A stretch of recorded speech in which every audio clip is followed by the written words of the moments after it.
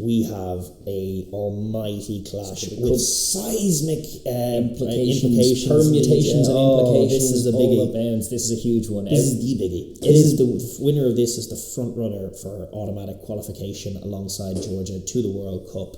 Romania hosting Portugal at that Arc de Triomphe Stadium. 3:30 kickoff UK time, 5:30 local time on Saturday evening.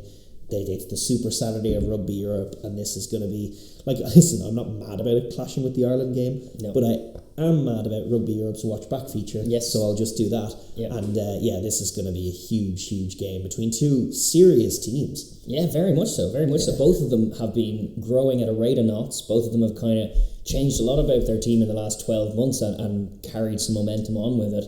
And last time they met was contentious. Portugal had the win at home, but then, as we were saying, had that adrenaline dump with around 10-15 minutes left. They all came in off the bench and started jumping up and down when they got the 2-score lead, and then Romania physicalised them in the last 15. Came out and bullied them in the last 15. So that'll be fresh in the memories of Portugal as well as the memories of the Oaks. The Oaks will be trying to mine from that and try and carry through the tighter aspects of this contest. But yeah, some of the matchups out there, you have Appleton playing silky stuff for Portugal, but then you have Vaiovasa and Tomani out in the Romanian things. That's a matchup we haven't seen yet because they weren't really involved by that stage in Rugby Europe last year. Lots of interesting matchups all over the park. And it's just, for all the marbles, this could be decisive. As you say, front runner to take Europe 2 goes to the winner of this game. And home advantage is with the Oaks, which could be telling. Portugal coming in after their best ever showing into Tbilisi will have no fears. Why should they? They're awesome. From Romania's point of view, obviously, it starts with dominance in the contact. They have a good offensive rolling maul. They are physical. That's where you want. And they're marrying some physicality with some speed, which is a good thing. Yeah. And in Tomani and Vaiovasa, that's a fascinating matchup against the Portuguese centres, Appleton and Lima, who are silky skills, great line picking, and these guys are South Sea Island, classy skills, speed, and then barreling power. Yes. And that's what you want to see, really. You want to see Vaiovasa and Tomani on the front foot off first phase, charging through their contemporaries in the Portuguese jerseys, linking off one another and exploding up the middle of the field. And then once they get that line fractured, working with a bit of speed and physicality to get their very quick and dangerous wingers on Dumitru on the ball in a bit of space. So. But that's it. It's got explosive power up the midfield, then moving it to the wings, trusting your forward pack to give you a good platform and really attacking this Portuguese defence, because Romania should feel confident about their offence. They're starting to move the ball really well. They've good power, they've good speed, they've good shape, they have a great attacking maul as well, which will also be a part of it.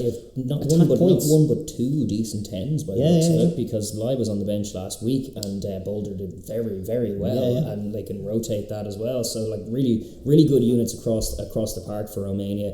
The main ones they will look to is initially the forward exchanges that decide. The first quarter will be so interesting in the collision zone, in the scrum area, in the line-out maul area. Can they defend?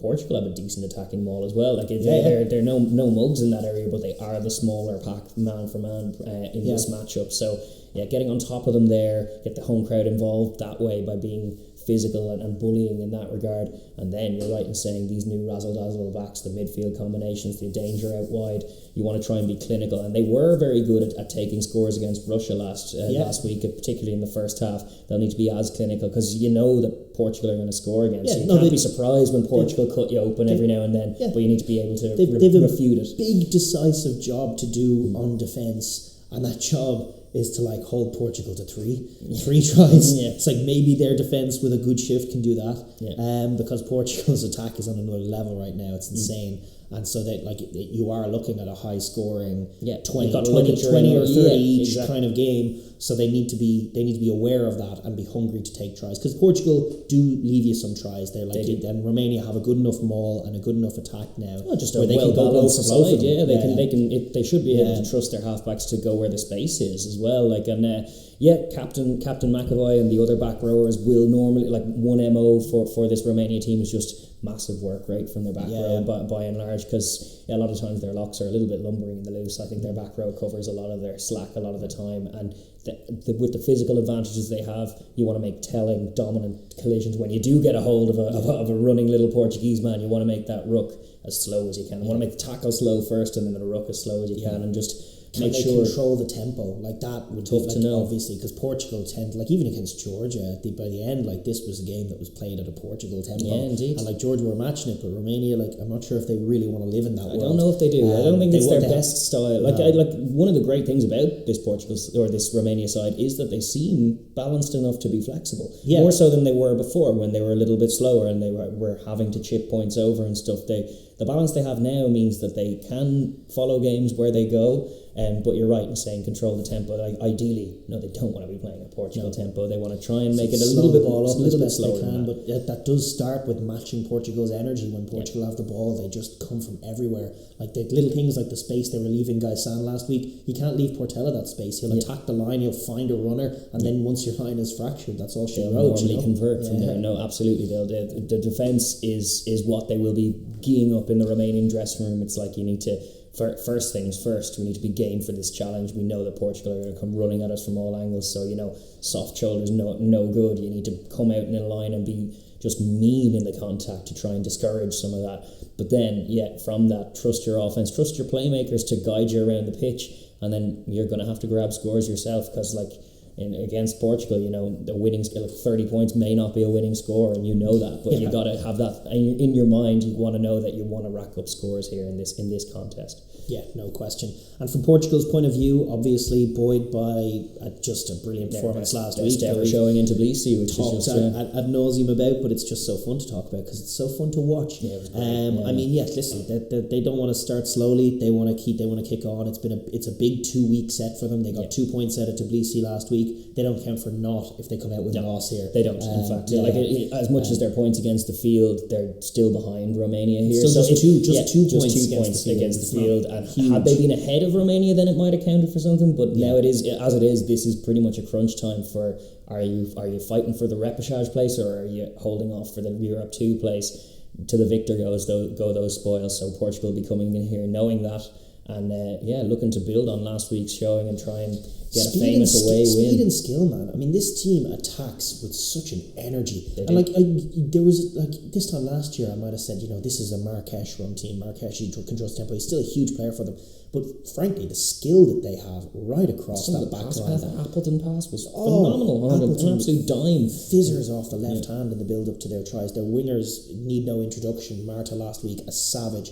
Was yet to be seen if we have Storty back this week. But even without that, just the raw skill that they have. The two Pintos in the back three were class as well. They're great at taking tries. They're great at picking lines. They've lovely set piece moves. Portela and Marrakesh do have great vision. They link with their wingers so well and open up spaces. And it's just they trust their skill set, so they can play at a freaky speed, like full sprint and stick passes and come from all kinds of angles and just unpick these defences. I haven't seen them effectively stopped yet. Even Georgia last week, they did not effectively stop them. They conceded 3. And Japan, the tier 1 side they faced last year, didn't effectively stop them. Not at all. Not at all is right, and they should be really confident going into this game that they haven't been stopped yet. We're going to play our game. We're going to turn this into a shootout, and you're not going to be able to live with us because our skills are on another level in this competition. They definitely should be back in their skill sets. That's where they need to go. That's their biggest point of difference. Few caveats, obviously. Last year's performance will be pinned in their minds just the last 10 minutes, and it's been a work on for them to finish games stronger in general. But the manner of that defeat to Romania before, but then the manner of the last ditch tackle from Marta last week against Georgia, with Georgia knocking on the door, is exactly what you stack up. It's like we have improved. You have that confidence, but you're right in saying you're going there to play your game. You're not going within your shell. You're not going to try and out muscle the Romanians. No, you're going to attack with vigor and vim and just go after the Oak side from the very beginning and try and grab your scores and not be discouraged if there's a drop or anything like that. Just go again. And that is, they have been great at that next play mentality. That's one of their great little things. It's just like, even if a mistake comes, it's forgiven, it's forgotten. You can't really play the game that they want to play if you're too punitive on mistakes or dwell on mistakes for any length of time. They fell 18-10 down against Georgia last week. They were in a very uncomfortable situation, and the response to that's because 18-10 against Georgia, or 18-11 as it was, is like a classic score that Georgians, they start to put the squeeze on you. They tend to win it like 23-10 or 25-10 or whatever it would be, something close to that. And Portugal rallying with just raw attack from everywhere. That's like that. Like means you're never out of the game. If they can keep that pressure up off every scrum, off every line out, off every multi-phase attack that they get, like the Romanians will stop them for some. They'll have some forward passes or some errors here and there, but in several moments, a good few moments, they're going to open the Romanians up, and they're so good at taking tries that they should be confident of sticking to their game plan and finding the scores that are just too hot to handle. Yeah, I would agree with that. So with all that said, who you got in this juicy fixture? Well, has Andy Robinson been scheming up to try and stop this Portugal team, because they're a freight train at the moment, the way they're playing. They look fabulous. But Romania have, like, they game against Argentina, they're physical, they are more physical than the Georgians. Physicality than the Portuguese. And they like it's a like brawn or speed v power. It's a curious one. I'm not sure, but I think I'm done doubting Portugal. I think that's where I'm going anyway. I'm predicting Portugal really get through Romania. They look like time. Japan. They look that good. Prove me wrong, but like they look awesome. They do. You know, that's where we're leaning. We're big Portugal fans.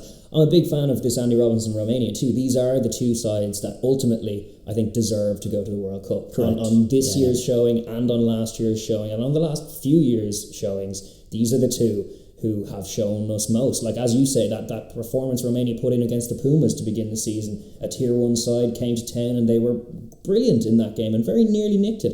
Like the game Portugal put together against Japan, another tier 1 side coming to town, brilliant.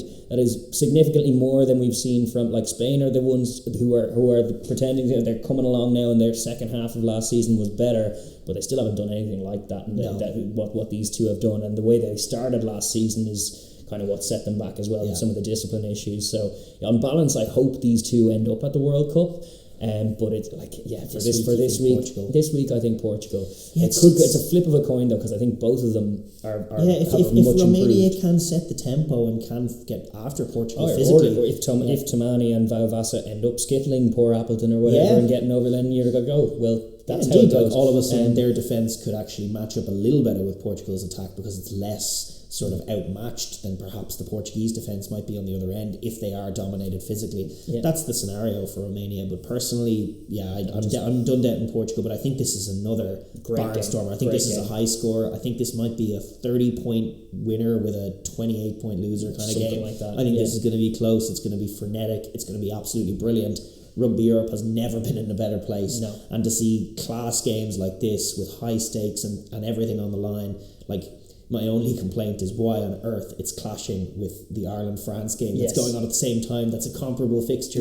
When you have a Sunday window, I know you don't like the Sunday games, but like you have a Sunday window with a pointless game in the Six Nations, a mismatch between the two bottom teams in the table, or you have you could have this game lined up opposite that or just in advance of that. Instead, they have it clashing with Ireland-France. But they make up for it by having watch back ability. Indeed, so and as you say, Rugby Europe is the website, and you can watch them all up there. But in the meantime, we're going to say Portugal. But who do you got? If you're watching from Romania, maybe you're shaking your fist at it, going, nope, the Oaks are going to do it. But let us know in the comments down below, who are you following? Where are you watching it from?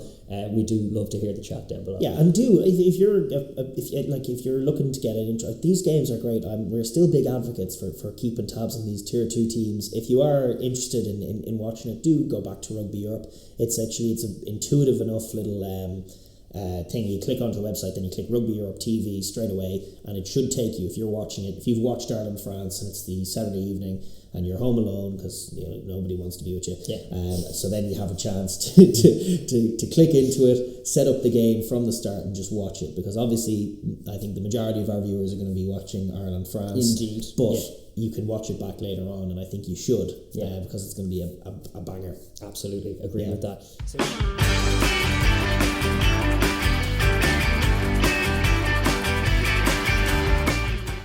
Thank you very much for tuning into the Overlap Rugby podcast. If you're new here, please do like and subscribe and ring the bell as well so you'll be notified when we upload. But mainly drop a comment down below as well. We love hearing your thoughts on the rugby. Cheers.